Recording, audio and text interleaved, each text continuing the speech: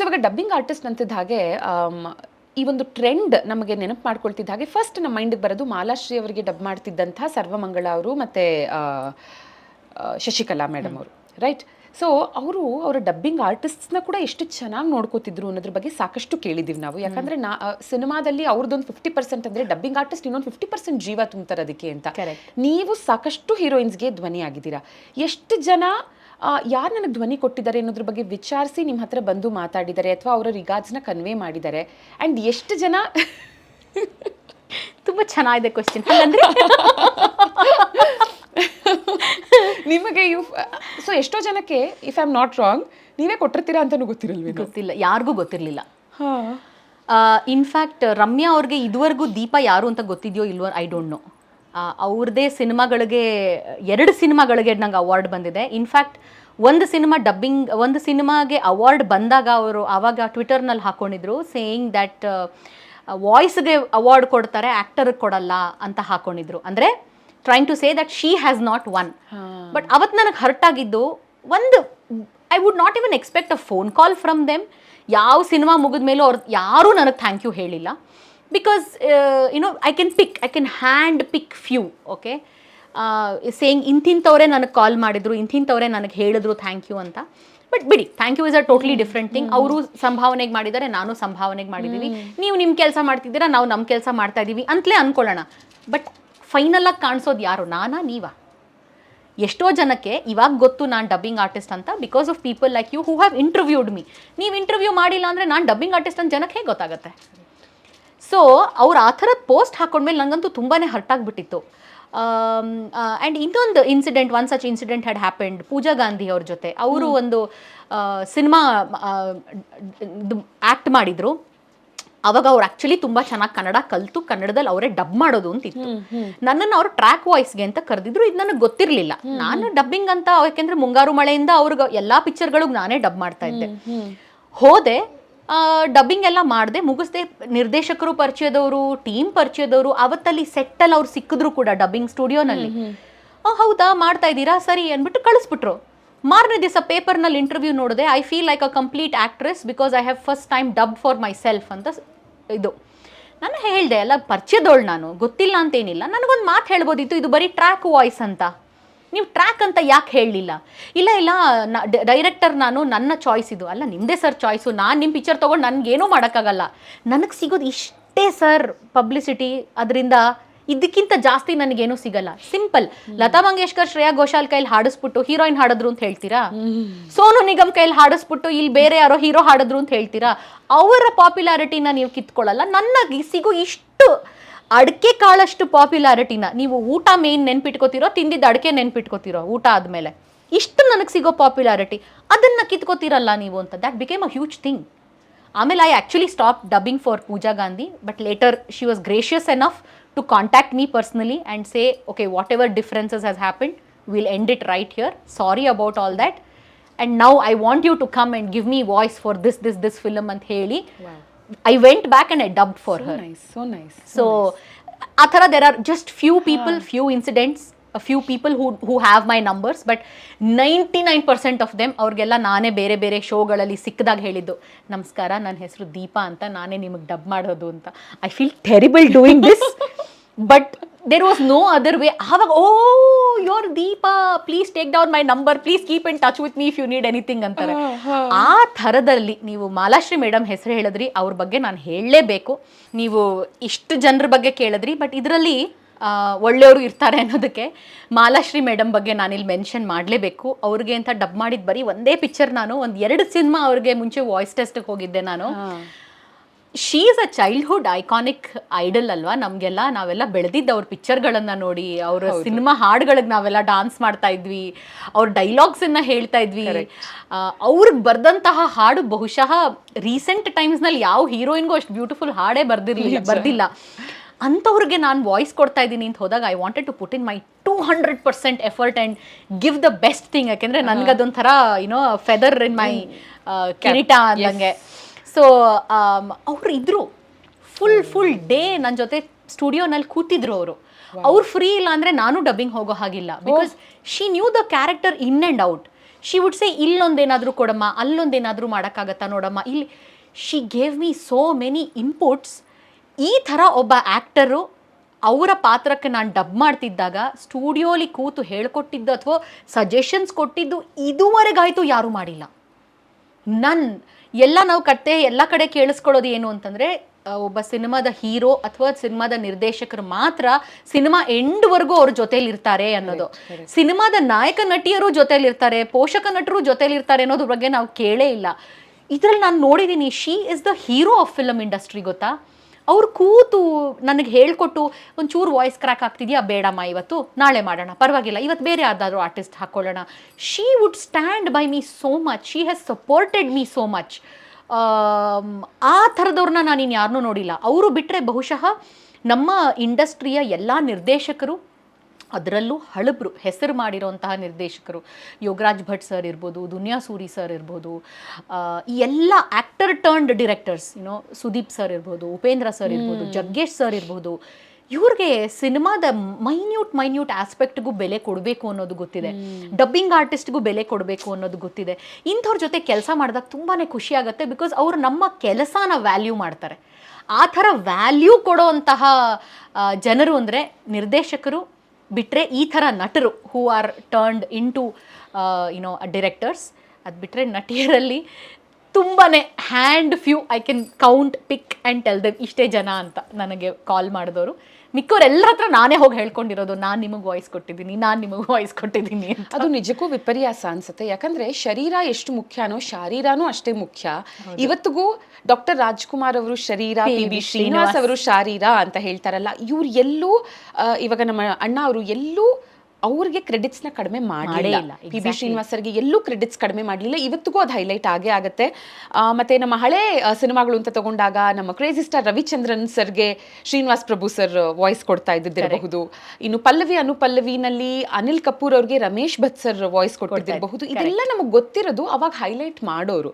ಜೊತೆಗೆ ನಟರಿಗೂ ಗೊತ್ತಿರ್ತಿತ್ತು ಅವ್ರಿಗೆ ಯಾರು ಧ್ವನಿ ಕೊಡ್ತಾ ಇದ್ರು ಅಂತ. ಐ ಥಿಂಕ್ ಇತ್ತೀಚಿನ ದಿನಗಳಲ್ಲಿ ಅದನ್ನ ಸ್ವಲ್ಪ ಮತ್ತೆ ಇದನ್ನ ಚಾಲ್ತಿಗೆ ತಂದಿರೋದು, ಗಿವ್ ದಟ್ ಇಂಪಾರ್ಟೆನ್ಸ್ ಅನ್ನೋ ಮೆಸೇಜ್ನ ಪಾಸ್ ಮಾಡ್ತಿರೋದು ತೆಲುಗುನಲ್ಲಿ ಸಮಾಂತಾ, ಕರೆಕ್ಟ್, ರೈಟ್. ಚಿನ್ಮಯಿ, ಸಿಂಗರ್ ಚಿನ್ಮಯಿ ಅವ್ರಿಗೆ ಅಂದ್ರೆ ಸಿನಿಮಾಗಳಿಗೆ ಹಾಡೋದಷ್ಟೇ ಅಲ್ಲದಿರ ಅವರು ಇವ್ರಿಗೆ ಧ್ವನಿ ಕೊಡ್ತಾರೆ ಅನ್ನೋದು.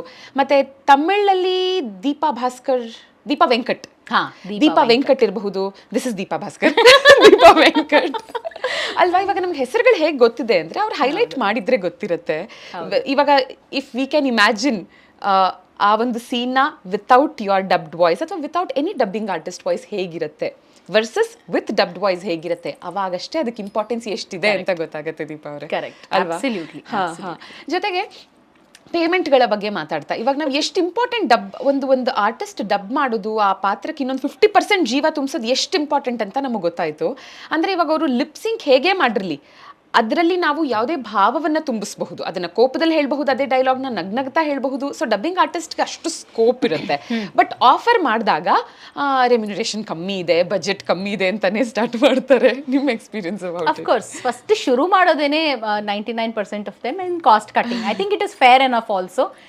ಎಲ್ಲ ಕಡೆ ನಾವು ಮಾಡೋದೇ ಫಸ್ಟ್ ಅದು. ಯಾರು ತೆಗೆದು ಲ್ಯಾವಿಶಾಗಿ ಖರ್ಚು ಮಾಡಲ್ಲ, ಸೇಯಿಂಗ್ ಓಕೆ ತಗೋ ಇವತ್ತು ಇದ್ರಲ್ಲಿ ನಾನು ಇಷ್ಟು ಖರ್ಚು ಮಾಡ್ಕೊಂಡು ಈ ಥರ ಮಾಡಿ. ಬಟ್ ಏನಾಗುತ್ತೆ ಗೊತ್ತಾ, ಇಫ್ ಯು ವಾಂಟ್ ಇಷ್ಟು ಎಕ್ಸ್ಪೀರಿಯನ್ಸ್ ಇರೋ ಒಬ್ರು ಡಬ್ಬಿಂಗ್ ಆರ್ಟಿಸ್ಟ್ ಬಂದಾಗ ಒಂದವ್ರಿಗೆ ಅರ್ಧ ದಿನದಲ್ಲಿ ಕೆಲಸ ಮುಗ್ದಿರುತ್ತೆ, ಅವ್ರ ಕೆಲಸ ಕಡಿಮೆ ಆಗಿರುತ್ತೆ, ಪಾತ್ರಕ್ಕೆ ಅಷ್ಟು ಜೀವ ತುಂಬಿರ್ತಾರೆ, ರೈಟ್. ಎಕ್ಸ್ಪೀರಿಯನ್ಸ್ ವೈಸ್ ಒಂದು 10-15 ವರ್ಷ ಎಕ್ಸ್ಪೀರಿಯನ್ಸ್ ಇರುವಂಥ ದೀಪ ಅವ್ರು ಬೇಕು ಅಂದಾಗ ರೆಮ್ಯುನರೇಷನ್ ಸ್ವಲ್ಪ ಜಾಸ್ತಿ ಕೊಡಬಹುದು is what I feel. At least ನಿಮ್ಮ ಎಕ್ಸ್ಪೀರಿಯನ್ಸ್ಗೆ ದೇ ಶುಡ್ ವ್ಯಾಲ್ಯೂ. ಇದು ಎಲ್ಲರಿಗೂ ಅನ್ವಯ, ಬೇಸ್ಡ್ ಆನ್ ಅವ್ರ ಎಕ್ಸ್ಪೀರಿಯನ್ಸ್ ಆ್ಯಂಡ್ ಅವ್ರ talent. Correct. So and I think it also works that way. So directors or producers who value this, ನನ್ನ payment ನಾನು ಏನು ಕೇಳಿದಿನೋ ಏನು ಮಾತಾಡದೆ ಕೊಟ್ಟಿದ್ದಾರೆ. ಬಿಕಾಸ್ ಅವ್ರಿಗೆ ಗೊತ್ತು ಬೆಳಗ್ಗೆ ಬಂದರೆ ಸಂಜೆ ಒಳಗೆ ಕೆಲಸ ಆಗೋಗುತ್ತೆ ಅಂತ. ಕರೆಕ್ಟ್. ಬಟ್ ಹೊಸಬ್ರು ಬಂದಾಗ ಬಹುಶಃ ಈ ಥರದ ಡಿಸ್ಕಷನ್ಸ್ಗಳು ಆಗ್ತಿತ್ತೇನೋ. ಇವೆಲ್ಲ ಡಿಸ್ಕಷನ್ ನೀವೇನು ರೆಮ್ಯುನರೇಷನ್ ಬಗ್ಗೆ ಮಾತಾಡ್ತಿದ್ದೀರಾ, ಇದು ನನ್ನ ಕರಿಯರ್ ಸ್ಟಾರ್ಟಿಂಗ್ನಲ್ಲಿ ಆಗ್ತಿದ್ದು. ಅವಾಗ ಕೊತ್ತಂಬರಿ ಸೊಪ್ಪು ಥರ 1,000ಕ್ಕೂ ಜಗ್ಗಾಡ್ಬೇಕಿರ್ತಿತ್ತು ಸರ್. ಇಲ್ಲ ಇಲ್ಲಿಂದ ಅಲ್ಲಿವರೆಗೂ ಆಟೋ ಹಾಕೊಂಡ್ಬರ್ಬೇಕು, ಇಲ್ಲಿಂದ ಇಲ್ಲಿವರೆಗೂ ಟ್ಯಾಕ್ಸಿ ಇವಾಗಲೂ ಇದೆ. ಇವಾಗ ಬೆಂಗಳೂರು ಆ ತುದಿಯಿಂದ ಈ ತುದಿವರೆಗೂ ಬರಬೇಕು ಗಾಡಿ ಇಲ್ಲ ಅಂದರೆ it becomes very difficult for me. But ಇವಾಗ ನನ್ನ ಬೆಲೆ ಅಂತ ಹೇಳಕ್ಕೆ ಇಷ್ಟಪಡಲ್ಲ, ಅದು ತುಂಬ ದೊಡ್ಡ ಪದ. ಬಟ್ ನನ್ನ ವ್ಯಾಲ್ಯೂ ಏನು ಚಿಕ್ಕದಾಗಿ ಆ್ಯಡ್ ಮಾಡಬಹುದು ಸಿನಿಮಾಗೆ ಅನ್ನೋದು ನಿರ್ದೇಶಕರಿಗಾಗಲಿ ಪ್ರೊಡಕ್ಷನ್ ಅವ್ರಿಗಾಗಲಿ ಅರಿವಿದೆ. ಹಾಗಾಗಿ ಅಷ್ಟಾಗಿ ನನ್ನ ಜೊತೆ ಯಾರು ಇವಾಗ ಜಗ್ಗಾಟ ಮಾಡಲ್ಲ. ಬಟ್ ಅವರ ಪಾಯಿಂಟ್ ಆಫ್ ವ್ಯೂ ಇಂದ ಯೋಚನೆ ಮಾಡಿದ್ರೆ ಕರೆಕ್ಟು. ನಾನು ಪ್ರೊಡಕ್ಷನ್ ಮಾಡಿದ್ರೆ ಬಹುಶಃ ನಾನು ಫಸ್ಟ್ ಅದನ್ನೇ ಯೋಚನೆ ಮಾಡೋದು, ಬಡ್ಜೆಟ್ ಇಲ್ಲ ಸೊ ಅದರಿಂದ ಏನು ಮಾಡಬೇಕು ನೆಕ್ಸ್ಟ್ ಅನ್ನೋ ಹಾಗೇನೆ ಯೋಚನೆ ಮಾಡೋದು. ಬಟ್ ನೀವು ಹೇಳಿದ ಹಾಗೆ ಎಲ್ಲೋ ಒಂದು ಕಡೆ ಈ ಆರ್ಟ್ ಫಾರ್ಮ್ ಬೆಳಿಬೇಕು ಅಂತಂದ್ರೆ ಎಲ್ಲಾರನ್ನೂ ಬೆಳೆಸ್ಕೊಂಡು ಕರ್ಕೊಂಡು ಹೋಗ್ಬೇಕೇ ಹೊರತು ನಾವೊಬ್ಬರೇ ಬೆಳಿತೀವಿ ಅಂತಂದ್ರೆ ಆರ್ಟ್ ಫಾರ್ಮ್ ಬೆಳೆಯೋಕ್ಕಾಗಲ್ಲ. ಯಾಕೆಂದರೆ ಈ ಸಿನಿಮಾ ಯಾವುದು ಅಥವಾ cinema serial any art form ನೀವು ತೊಗೊಳ್ಳಿ, ಒಂದು ಸಿಂಪಲ್ ಡಾನ್ಸ್ ಅನ್ನೋ ಆರ್ಟ್ ಫಾರ್ಮೇ ತೊಗೊಳ್ಳಿ, ಒಬ್ಬರಿಂದ ಆಗೋವಂಥದ್ದಲ್ಲ. ಈಗ ಡಾನ್ಸ್ಗೂ ಹಾಡೋರು ಬೇಕು, ತಬ್ಲದವ್ರು ಬೇಕು, ಫ್ಲೂಟ್ನವ್ರು ಬೇಕು, ಇನ್ಸ್ಟ್ರೂಮೆಂಟ್ಸ್ ಬೇಕು, ಸ್ಟೇಜ್ ಬೇಕು. ಸ್ಟೇಜ್ ಅಂದರೆ ಅದು ಬುಕ್ಕಿಂಗ್ಗೆ ನಾವು ಅವ್ರಿಗೆ ಸ್ಟೇಜ್ನವ್ರಿಗೆ ಫೋನ್ ಮಾಡಬೇಕು. ಸೊ ಅದಕ್ಕೆ ಸಪೋರ್ಟ್ ಮಾಡೋರು ಎಲ್ಲರನ್ನೂ ನಾವು ಒಟ್ಟೊಟ್ಟಿಗೆ ಬೆಳೆಸ್ಕೊಂಡು ಹೋಗಬೇಕೇ ಹೊರತು ನಾವೊಬ್ಬರು ಬೆಳೆದು ಬಿಡ್ತೀವಿ ಟಾಪಲ್ಲಿ, ಮಿಕ್ಕವರೆಲ್ಲ ನೀವೇ ಪ್ರೀವಿಯಸ್ ಪಿಕ್ಚರ್ ಎಷ್ಟು ಮಾಡಿದ್ರಲ್ಲ ಅಷ್ಟಕ್ಕೆ ಮಾಡಿ, 5 ವರ್ಷದ ಹಿಂದೆ ಮಾಡಿದ್ರಲ್ಲ ಅದೇ ಪೇಮೆಂಟ್ಗೆ ಮಾಡಿ ಅಂದರೆ ಅದು ವರ್ಕ್ ಆಗಲ್ಲ. Make sense. ಬಿಕಾಸ್ ಇದು ಪೋಸ್ಟಿಂಗಲ್ಲೂ ಐ ಹ್ಯಾವ್ ಎಕ್ಸ್ಪೀರಿಯನ್ಸ್ಡ್. ಕಾಲ್ ಮಾಡ್ತಾನೆ ಏನೋ ಮಾತು ಸ್ಟಾರ್ಟ್ ಆಗೋದೇ ಬಜೆಟ್ ಕಮ್ಮಿ ಇದೆ ಅಂತ ಒಂದು, ಜೊತೆಗೆ ಬೇರೆ ಆಂಕರ್ಸ್ಗಳ ರೆಫರೆನ್ಸ್ ಕೊಡ್ತಾರೆ. ಇವ್ರು ಆಕ್ಚುಲಿ 3,000ಕ್ಕೆ ಮಾಡ್ತಾರೆ, ಬಟ್ ಇವತ್ತು ಅವ್ರು ಬಿಸಿ ಇದ್ದಾರೆ, 5,000 ಸರ್ ಅವ್ರ ಕೈಲೇ ಮಾಡಿಸ್ಕೊಳ್ಳಿ ಪರವಾಗಿಲ್ಲ. ಸೊ 5,000ಕ್ಕೆ ಒಂದು ಈವೆಂಟ್ಗೆ ಒಪ್ಸಿ ದೇ ಎಕ್ಸ್ಪೆಕ್ಟ್ ರಿಹರ್ಸಲ್ಗೆ ಬರಬೇಕು, ಸ್ಟೇಜ್ ನೋಡಕ್ ಬರಬೇಕು, ಏನೇನೆಲ್ಲ ಎಕ್ಸ್ಪೆಕ್ಟ್ ಮಾಡ್ತಿದ್ದೀರಾ. ಇದು ಯಾವುದನ್ನು ನಾನು ಯಾರನ್ನೂ ಹಂಗ್ಸೋದಕ್ಕಂತ ಹೇಳ್ತಿಲ್ಲ. ಬಟ್ ಏನಾಗುತ್ತೆ, ಇನ್ನೊಂದಷ್ಟು ಜನ ನಮ್ಮನ್ನು ನೋಡಿ ನಾನು ಈ ಫೀಲ್ಡ್ನ ಚೂಸ್ ಮಾಡಬಹುದು ಅನ್ಸೋದು ಯಾವಾಗ, ವೆನ್ ಇವಾಗ ಈ ಫೀಲ್ಡಲ್ಲಿ ಇರೋರನ್ನ ಅವ್ರು ಅಷ್ಟೇ ಚೆನ್ನಾಗಿ ಟ್ರೀಟ್ ಮಾಡಿ ಅಷ್ಟೇ ಅವ್ರಿಗೆ ರೆಮ್ಯೂ, ಬಿಕಾಸ್ ಎಲ್ಲನೂ ಇಟ್ ವರ್ಕ್ಸ್ ಆನ್ ಮನಿ ಇವತ್ತಿನ ದಿನ. And next 10 to 15 years financial experts ಹೇಳ್ತಾರೆ ದಟ್ ಭಾರತಕ್ಕೆ ಸ್ಪೆಂಡಿಂಗ್ ಪವರ್ ಇದೆ. ಕರೆಕ್ಟ್. ಬಿಕಾಸ್ ನಾವು ಡೆವಲಪಿಂಗ್ ಇಂದ ಡೆವಲಪ್ಡ್ ಆಗ್ತಾ ಇದ್ದೀವಿ. ಹೌದು. ಎಲ್ಲ ನಾನು ಅನ್ಕೊಳ್ಳೋದು ಸ್ಪೆಂಡಿಂಗ್ ಪವರ್ ಇರೋರು ಯಾರು ನಮಗೆ ಕಾಲ್ ಮಾಡ್ತಿಲ್ವಾ ಮೈ ಡೌಟ್ ಆಲ್ಸೋ ಅಥವಾ ಹೇಗೆ ಅಂತ. But as you rightly said with experience ಅಲ್ವಾ, ನಾವು ಕೂಡ we put our foot down ಎನ್ಸೆ ಇದಕ್ಕಾದ್ರೆ ಬರ್ತೀವಿ ಸರ್, ಇಲ್ಲದ್ರೆ ಇಲ್ಲ ಅಂತ ಅಲ್ವಾ. ಅಷ್ಟೇ. ಯಾ. ಸೊ ನಿಮ್ಮ ಧ್ವನಿಯನ್ನ ಗುರುತಿಸಿ, ಇವಾಗ ಹೊರಗೆಲ್ಲೋ ಒಂದು ಅಂಗಡಿಗೆ ಹೋಗ್ತೀರಾ, ಮಾತಾಡ್ತೀರಾ, ಯಾರನ್ನೋ ಏನೋ ಕೇಳಿರ್ತೀರಾ, ಅಲ್ಲಿ ನಿಮ್ ಧ್ವನಿನ ಕೇಳಿಸ್ಕೊಂಡು ಯಾರಾದ್ರೂ ಬಂದು ನಿಮ್ಮನ್ನ ಮಾತಾಡ್ಸಿರೋದುಂಟಾ ನೀವು? ಇದೆ ಕೇಳಿದಾರೆ. ಅಂದ್ರೆ ತುಂಬಾ ಹೆಸಿಟೇಷನ್ ಇರುತ್ತೆ ಕೇಳೋದ್ರಲ್ಲಿ, ಬಿಕಾಸ್ ಅವ್ರಿಗೆ ನಾನು ಆಕ್ಟರ್ ಅಂತ ಗೊತ್ತಿರಲ್ಲ. ಅವ್ರ ಫೋನ್ ಆಡಿಯೋ ಬರುತ್ತಲ್ಲ, ಕಾಲರ್ ಟ್ಯೂನ್ ಅಂತೀವಲ್ಲ ನಾವು, ಅದ್ರೊಳಗೆ ಹಾಕೊಂಡಿರ್ತಾರೆ ನನ್ನ ವಾಯ್ಸ್ ನ. ಬಟ್ ಅವ್ರಿಗೆ ನಾನೇ ಅಂತ ಗೊತ್ತಿರಲ್ಲ. ಅಲ್ಲೇನೋ ತರಕಾರಿ ಅಂಗಡಿಲಿ ಮಾತಾಡ್ತಿರ್ಬೇಕಾದ್ರೆ ಅದೇ ತರ ಇದೆಯಲ್ಲ ವಾಯ್ಸ್ ಅನ್ಕೊಂಡೆಲ್ಲ, ಮೇಡಮ್ ನೀವು ವಾಯ್ಸು ಅಂತಾರೆ. ನಾನು ಹಾ ಹಾ ಹಾ ಹಾ ಅಂತೀನಿ. ಅವಾಗ ಅದೇ ನೋಡಿ ಇಲ್ಲಿ ಕಾಲರ್ ಟ್ಯೂನ್ ಅಲ್ಲಿ ಹಾಕೊಂಡಿದ್ದೀನಿ ನಾನು, ಅದೇ ವಾಯ್ಸ್ ಬಂತು, ಅದಕ್ಕೆ ಡೌಟ್ ಆಯ್ತು ಅಂತಾರೆ. ಆ ಥರದ್ದೊಂದು ಇನ್ಸಿಡೆಂಟ್ ಆಗಿತ್ತು ನನಗೆ. ಸೊ ವಾಯ್ಸ್ ಇಂದಾನು ನನ್ನನ್ನು ಗುರುತಿಸಿದ್ದಾರೆ. Okay. And most important part ಇವಾಗ ನಾವು ಮಾತಾಡ್ತಾ ಇರೋದು, ನಾವೆಲ್ಲರೂ ಎಷ್ಟು ವೇಗವಾಗಿ ಓಡ್ತಾ ಇದ್ದೀವಿ, ಡೂಯಿಂಗ್ ಸೋ ಮೆನಿ ಥಿಂಗ್ಸ್ ಅಷ್ಟೇ, ಅಥವಾ ಅದಕ್ಕಿಂತ ಹೆಚ್ಚು ಇಂಪಾರ್ಟೆಂಟ್ ಯಾವಾಗ ಬ್ರೇಕ್ ತಗೋಬೇಕಂತ ಗೊತ್ತಿರೋದು. ಹೇಳ್ತಾರಲ್ಲ, ಈ ಜೂಜಾಡೋವಾಗಿರಬಹುದು ಅಥವಾ ಈ ಯಾವುದ್ರಲ್ಲೇ ನಾವು ಎಷ್ಟು ಆಡ್ತೀವಿ, ಎಲ್ಲಿವರೆಗೂ ಆಡ್ತೀವಿ ಅಂತಲ್ಲ, ಎಲ್ಲಿ ನಿಲ್ಲಿಸ್ಬೇಕಂತ ನಮಗೆ ಗೊತ್ತಿರಬೇಕು ಅಂತ. I think it holds good for every aspect of ನಮ್ಮ ಲೈಫ್. ಒಳ್ಳೊಳ್ಳೆ ಆಫರ್ಸ್ಗಳು ಬರ್ತಿರ್ಬೇಕಾದ್ರೆ, ಎಸ್ಪೆಷಲಿ ನೀವು ಎಷ್ಟೆಲ್ಲ ಫೀಲ್ಡಲ್ಲಿ ನಿಮ್ಮನ್ನು ಗುರುತಿಸ್ಕೊಂಡಿದ್ದೀರಾ, ಬಟ್ ಪ್ರೆಸೆಂಟ್ಲಿ ನೀವು ಒಂದು ಬ್ರೇಕ್ ತಗೋಬೇಕಂತ ಡಿಸೈಡ್ ಮಾಡಿದ್ದೀರಾ. Why this decision? And it is a fantastic decision by the way. I wanted to live my life Soujanya. ಅಷ್ಟೇ ಕಾರಣಕ್ಕೆ ನಾನು ಬ್ರೇಕ್ ತಗೊಂಡಿದ್ದು. ಚಿಕ್ಕ ವಯಸ್ಸಿಂದಾನು ನನಗೆ ನೆನಪಿರೋದು ಕೆಲಸ ಅಂತ ಅಲ್ಲದೆ ಹೋದ್ರು. Though it was a very wonderful journey. ಇವಾಗ ಮೆಲ್ಕ್ ಹಾಕಿದ್ರೆ ಈಗ ನಾವು ಎಷ್ಟು ಹೊತ್ತು ಮಾತಾಡಿದೀವಿ, ನಕ್ಕಿರೋದೇ ಜಾಸ್ತಿ ಹತ್ತಿರೋದಕ್ಕಿಂತ, ಬೇಜಾರು ಮಾಡ್ಕೊಂಡಿರೋದಕ್ಕಿಂತ. That is how beautiful my journey has been personally. But ಇದೆಲ್ಲದ್ರ ಮಧ್ಯೆ ಎಲ್ಲೋ ಒಂದ್ ಕಡೆ ಅನ್ನಿಸ್ತು, ನನಗೂ ಮದುವೆ ಆದ್ಮೇಲೆ ನನ್ನ ಗಂಡ ಹೂವು ತಂದ್ಕೊಟ್ರೆ ನಾನು ಖುಷಿ ಪಡಬೇಕು. ನಾನು ಹೂವು ತಗೊಳ್ಳೋದಲ್ಲ, ಅವ್ನು ತಂದ್ಕೊಟ್ರೆ ಖುಷಿ ಪಡಬೇಕು. ಅವ್ನು ಸೀರೆ ಕೊಡಿಸಿದ್ರೆ ಖುಷಿ ಪಡಬೇಕು. ಅವ್ನು ಆಚೆ ಕರ್ಕೊಂಡು ಹೋದ್ರೆ ಪಾನಿಪುರಿ ತಿನ್ಬೇಕು. ಇದು ಸಣ್ಣ ಆಸೆಗಳಿಗೆ ನನಗೆ ಟೈಮೇ ಇರ್ತಿರ್ಲಿಲ್ಲ. ಬೆಳಗ್ಗೆ ಶೂಟಿಂಗ್ ಹೋದ್ರೆ ರಾತ್ರಿ ಮನೆಗೆ ಬರ್ತಿದ್ದೆ, ಎಲ್ಲಿ ಪಾನಿಪುರಿ ತಿನ್ನೋಣ. ಸೊ ಲೈಫ್ಗೋಸ್ಕರ ತಗೊಂಡಿದ್ದಂತಹ ಬ್ರೇಕ್ ವಿಚ್ ಐ ಆಮ್ ಥರಲಿ enjoying. So nice to know that ಆ ಬ್ರೇಕ್ ತಗೊಳ್ಳೋದು ಇಸ್ ಸೋ ಇಂಪಾರ್ಟೆಂಟ್. ಬಿಕಾಸ್ ನಾನು ಅದನ್ನ ತಗೊಂಡಿದ್ದಕ್ಕೆ ನಾನು ಹೇಳ್ತಾ ಇದ್ದೀನಿ, take that break, take that risk, it's always worth it ಅಂತ. ಕೊನೆಯದಾಗಿ ನಿಮ್ಮ ಫ್ಯಾಮಿಲಿ ಬಗ್ಗೆ ಮಾತಾಡಲೇಬೇಕು. ಯಾಕಂದರೆ ಸೀರಿಯಲ್ಸ್ಗಳಲ್ಲೂ ನನಗೆ ಒಂದು ಸಾಮ್ಯತೆ ಕಾಣಿಸ್ತು. I come to that. But ಅದಕ್ಕೂ ಮುಂಚೆ ಈ ಅನಾವರಣ ಸೀರಿಯಲಲ್ಲೇ ಒಂದು ಡೈಲಾಗ್ ನಿಜವಾಗ್ಲೂ ಇಟ್ ಕಾಟ್ ಮೈ ಅಟೆನ್ಷನ್. ಎಷ್ಟು ಬ್ಯೂಟಿಫುಲ್ ಆಗಿದೆ. ನಿಮ್ಮ ತಾಯಿ ಪಾತ್ರಧಾರಿ ಹೇಳ್ತಾರೆ, ಗಂಡಸರು ಸುಖಕ್ಕೆ ಸಂಬಂಧ ಹುಡುಕ್ತಾರೆ, ಹೆಂಗಸರು ಸಂಬಂಧಗಳಲ್ಲೇ ಸುಖ ಕಾಣ್ತಾರೆ ಅಂತ. ಆ್ಯಂಡ್ ನಿಮ್ಮ ಮತ್ತು ನಿಮ್ಮ ತಾಯಿಯ ನಡುವಿನ ಸಂಭಾಷಣೆ, ಇವಾಗ ನಾನೇನೋ ಮಾಡಿ ಹಾಕ್ತಾ ಇದ್ದೀನಿ, ಮದುವೆ ಆದಮೇಲೆ ಅತ್ತೆ ಮಾಡಿ ಹಾಕ್ತಾರೆ. ಅತ್ತೆ ಮಾಡಲ್ಲ ಅಂದರೆ ಗಂಡ ಬಡ್ದು ಇಡ್ತಾನೆ, ಗಂಡನೂ ಮಾಡಲ್ಲ ಅಂದರೆ ಹೋಟ್ಲಲ್ಲಿ ಆರ್ಡರ್ ಮಾಡ್ತೀನಿ, ಹೋಟ್ಲ್ ಫುಡ್ ಇಷ್ಟ ಆಗಲ್ಲ, ಇನ್ನೊಂದು ಹೋಟ್ಲಲ್ಲಿ ಆರ್ಡರ್ ಮಾಡ್ತೀನಿ ಅಂತ ನಿಮ್ಮಿಬ್ಬರ ಕಾನ್ವರ್ಸೇಷನ್ ಕರೆಕ್ಟ್. ತುಂಬಾ ಬ್ಯೂಟಿಫುಲ್ ಆಗಿದೆ. ಬಟ್ ಡಿಡ್ ಯು ಮ್ಯಾನಿಫೆಸ್ಟ್ ಅದನ್ನ ಅಂತ? ಬಿಕಾಸ್ ಸುಬ್ಲಕ್ಷ್ಮಿ ಸಂಸಾರ ಟೈಮಲ್ಲಿ ನೀವು ಹೇಳ್ತೀರಾ ದಟ್ ಅಫ್ಕೋರ್ಸ್ ನೀವು ಒಂದು ಪ್ರಾಜೆಕ್ಟ್ ಒಪ್ಕೊಳ್ಳೋದಕ್ಕಿಂತ ಮುಂಚೆ ನಿಮ್ಮ ಫ್ಯಾಮಿಲಿಯವ್ರನ್ನ ಕೂರಿಸಿ ಹೇಳ್ತೀರಾ ದಟ್ ಒಂದು ಪ್ರಾಜೆಕ್ಟ್ ನಾನು ಒಪ್ಕೊಂಡೆ ಅಂದರೆ ಅಲ್ಲಿ ನಾನು 100% ಕೊಡಬೇಕಾಗತ್ತೆ, ಎಷ್ಟೋ ಫ್ಯಾಮಿಲಿ ಫಂಕ್ಷನ್ಸ್ಗೆ ಬರೋದಕ್ಕಾಗದೇ ಇರಬಹುದು ಅಂತ. ಅವತ್ತು ಸುಮ್ಮನೆ ಆಯಿತು ಅಂತ ಒಪ್ಕೊಂಡಿದ್ದಷ್ಟೇ ಅಲ್ಲದಿರಾ ನಿಮ್ಮ ಅತ್ತೆ ನಿಮಗೆ ಡಬ್ಬಿ ಪ್ಯಾಕ್ ಮಾಡಿಕೊಡ್ತಾರೆ, ನೀವು ಶೂಟ್ ಹೊರಡಬೇಕಾದ್ರೆ ಗ್ರೀನ್ ಟೀ ಮಾಡ್ಕೊಡ್ಲಾ, ಮಾಡಿ ಫ್ಲಾಸ್ಕಿಗೆ ಹಾಕೊಟ್ಬಿಡ್ಲಾ ಅಂತ ಕೇಳ್ತಾರೆ. ಟಚ್ ವುಡ್ ಹೀಗೆ ಇರಿ. Thank you. How blessed are you? Did you manifest Anavarana ಇಂದ? ಐ ಥಿಂಕ್ ಇದು ಮದ್ವೆ ಆಗಕ್ ಮುಂಚೆ ಎಲ್ಲರೂ ಗಂಡು ಹೆಣ್ಣಿನ ಜಾತಕನ ಚೆಕ್ ಮಾಡಿಸಿದ್ರೆ ನಾವು ಚೆಕ್ ಮಾಡಿಸ್ದೇನೆ ನಂದು ನಮ್ಮ ಅತ್ತೆ ಜಾತಕ ಮ್ಯಾಚ್ ಆಗೋಯ್ತು ಅನ್ಸುತ್ತೆ. So she is nothing but an other mother to me. So ನನಗೆ ಒಂದ್ ಅಮ್ಮನ ಮನೆಯಿಂದ ಇನ್ನೊಂದು ಅಮ್ಮನ ಮನೆಗೆ ಹೋದಷ್ಟೇ ಕಂಫರ್ಟಬಲ್ ಆಗಿತ್ತು life because of her. She is a wonderful women, such a hard working women, a women whose led her life so well. ಈಗಿನ ಕಾಲದಲ್ಲಿ ವಯಸ್ಸಾಗಿರೋರು ಅಂತಂದರೆ they are always very irritated, very dull, very complaining, nagging, ಒಂಥರ ಖುಷಿನೇ ಆಗಲ್ಲ. She is opposite of all that. 5 ನಿಮಿಷ ಅವ್ರ ಜೊತೆ ಮಾತಾಡಿದ್ರೆ you will get more clarity in life. She is that kind of a woman. So she has taught me so many things. ಗೊತ್ತಾ, ಅವ್ರು ನೋಡಿ ಕಲ್ತಿದ್ದೀನಿ ನಾನು ಲೈಫನ್ನು ಹೆಂಗೆ ಲೀಡ್ ಮಾಡಬೇಕು, ಹೆಂಗಿರಬೇಕು, how to solve problems, how to work around kitchen. And working around kitchen is not just a women's job, it is like working around life. That is what she has taught me. So ಇದು ಅನಾವರಣದಿಂದ manifest ಮಾಡಿದ್ನ, ದೇವರು ನನಗೆ ಕೊಟ್ಟಂತಹ ವರಾನ, ಅಥವಾ ನಾನು personally ಈ ಥರದ್ದೊಂದು family ಸಿಕ್ಕಿದ್ರೆ ನನಗೆ ಖುಷಿ ಆಯಿತು ಅಂತ ನಾನೇ ಮ್ಯಾನಿಫೆಸ್ಟ್ ಮಾಡ್ಕೊಂಡಿದ್ದ, ನನಗೆ ಗೊತ್ತಿಲ್ಲ. I am just very grateful, very happy, very thankful ಈ ಥರದ್ದೊಂದು ಫ್ಯಾಮಿಲಿಲಿ I am a part of it ಅನ್ನೋದು. So nice. ಇದೇ ಥರ ಖುಷಿಯಾಗಿರಿ. ಆ್ಯಂಡ್ ನೋಡೋರು ಎಲ್ಲರೂ ಅಷ್ಟೇ ಖುಷಿಯಿಂದ ಖುಷಿಯಾಗಿರೋರನ್ನ ಹರಿಸಬೇಕು. ಯಾಕಂದ್ರೆ ಅವಾಗಲೇ ನಾವು ಡಿಸ್ಕಸ್ ಮಾಡ್ದಂಗೆ world has become such a negative place ಅಂದರೆ. But I always believe Deepa ಅವರೇ, ನಾವು ಒಬ್ಬರಿಗೆ ಕೆಟ್ಟದನ್ನು ಬಯಸಿದ್ರೆ ಏನು ಬಯಸ್ತೀವಿ ಅದಕ್ಕೊಂದು 10ರಷ್ಟು ಕೆಟ್ಟದಾಗುತ್ತೆ ಅಂತ. ಖಂಡಿತ. ರೈಟ್. ಬಟ್ ನಾವು ಒಬ್ರಿಗೆ ಒಳ್ಳೇದನ್ನ ಬಯಸಿದ್ರೆ ಅವರ ಸಂತೋಷ ನೋಡಿ ನಾವು ಖುಷಿ ಪಟ್ಟರೆ ಅದಕ್ಕೆ 100ರಷ್ಟು ಸಂತೋಷ ದೇವ್ರು ನಮಗೆ ಕೊಡ್ತಾನೆ ಅಂತ. How can world become a better place ಅಂದರೆ ಖುಷಿಯಾಗಿರೋರ್ನ ನೋಡಿ ಇವ್ರು ಹೀಗೆ ಇರಲಿ ಅಂತ ಅನ್ಕೊಳ್ಳೋದ್ರ ಮೂಲಕ. That I think we should all do. ಹೀಗೆ ಇರಿ, ಖುಷಿಯಾಗಿರಿ, ಸಂತೋಷವಾಗಿರಿ, ಬ್ರೇಕ್ನ ಟು ದ ಫುಲ್ಲೆಸ್ಟ್ ಎಂಜಾಯ್ ಮಾಡಿ. ನಿಮ್ಮ ಜರ್ನಿಯಲ್ಲಿ ಏನನ್ನಾದ್ರೂ ಮಿಸ್ ಮಾಡಿದ್ನ ನಾನು? ಏನೂ ಇಲ್ಲ.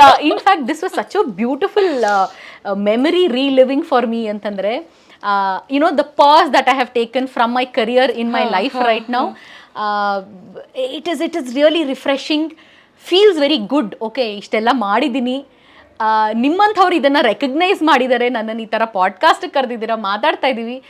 It is a wonderful feeling. Soujanya, thank you so much Deepa ಅವರೇ. ನಮ್ಮ ಪ್ರೀತಿಯ ಸಂಕೇತವಾಗಿ ಒಂದು ಪುಟ್ಟ ಗಿಫ್ಟ್ ನಮ್ಮ ಕಡೆಯಿಂದ 100% ವುಡ್ ಪ್ರೆಸ್ಡ್ ಆಯಿಲ್ಸ್. ವಾವ್. ನಿಮಗಲ್ಲ, ಇದು ನಿಮ್ಮ ಅತ್ತೆಗೆ. ನಾನು ಅಡುಗೆ ಮಾಡ್ತೀನಿ, ಸರಿ, ಅವ್ರು ಹೆಲ್ಪ್ ಮಾಡಿ. ಓಕೆನಾ? ಖಂಡಿತ. 100% ವುಡ್ ಪ್ರೆಸ್ಡ್ ಆಯಿಲ್ಸ್ ಫ್ರಮ್ ಸಪ್ತಮ್ ತೈಲ. ದೊಡ್ಡ ಬಾಕ್ಸ್ ನಿಮ್ಮ ಅತ್ತೆ ಕೊಟ್ಬಿಡಿ, ಚಿಕ್ಕ ಬಾಕ್ಸ್ ನಿಮಗೆ. ಅಷ್ಟೊಂದು ಹೇಳಿದ್ದೀರಾ ಅವ್ರ ಬಗ್ಗೆ, we have to give her something. ಖಂಡಿತ. Thank you so much, means a lot to all of us. Thank you. Continue your great work. You are doing a fantastic job. ನಿಮ್ಮ ಆರ್ಟ್ ಥೆರಪಿ ವಿಡಿಯೋ ನೋಡಿದ್ದೀನಿ, spiritual video ನೋಡಿದ್ದೀನಿ, financial management videos ನೋಡಿದ್ದೀನಿ. You are doing great work. Please continue ಮಾಡಿ. ಈ ಥರದ podcast ಇನ್ನೂ ಹೆಚ್ಚಾಗಿ ಜನ ನೋಡೋ ಹಾಗಾಗಲಿ, ಇನ್ನೂ ಹೆಚ್ಚು ಪಾಡ್ಕಾಸ್ಟ್ ಈ ಥರ ಮಾಡೋ ಹಾಗಾಗಲಿ. May God give you lots and lots of success. Thanks Deepa ಅವರೇ. Thank you so much. Loved having you on my show. Thank you. Thank you.